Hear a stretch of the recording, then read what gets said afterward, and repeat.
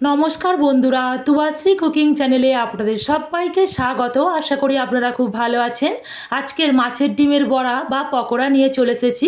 10 মিনিটে বানিয়ে ফেলুন ঝটপট মাছের ডিমের বড়া বা পকোড়া। গরম ভাতের সাথে দারুণ লাগে খেতে, সেরকম স্ন্যাক্স হিসাবেও খুব ভালো লাগে খেতে। বন্ধুরা, আমার চ্যানেলে যদি আপনারা নতুন হয়ে থাকেন, অনুরোধ রইল আমাকে সাবস্ক্রাইব করার, পাশে থাকা বেল আইকনটি প্রেস করার। তো চলুন বন্ধুরা, রান্নায় যাওয়া যাক। এখানে আমি মাছের ডিম ধুয়ে পরিষ্কার করে নিয়েছি। 1 চামচ কাশ্মীরি লাল লঙ্কা গুঁড়ো দিয়ে দিলাম, 1 চামচ হলুদ গুঁড়ো দিয়ে দিলাম, 1 চামচ লবণ দিয়ে দিলাম, স্বাদ অনুযায়ী লবণ দেবেন। দুটো বড় সাইজের পেঁয়াজ আমি কুচিয়ে নিয়েছি, দিয়ে দিলাম। 1 চামচ কুচনো কাঁচা লঙ্কা দিয়ে দিলাম, আপনারা যে যেমন ঝাল খাবেন সেরকম দেবেন। বেসন দিয়ে দিলাম, চাইলে কর্নফ্লাওয়ারও দিতে পারেন।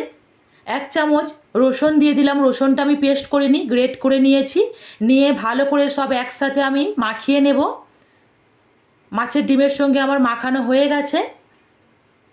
একটি কড়াই নিয়েছি, কড়াইয়ের মধ্যে রিফাইন্ড অয়েল নিয়ে নিলাম পরিমাণ মতো।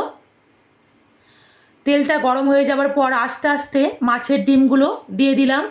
গ্যাসের ফ্লেমটা কম করে দেবেন তেল গরম হয়ে যাওয়ার পর, ভিতর থেকে যাতে ভালোভাবে ভাজা হয়ে যায়। এক এক করে আমার ভাজা হয়ে যাওয়ার পর আবার দিয়ে দিলাম কিছুটা যেটা আছে, আস্তে আস্তে ভেজে নেব।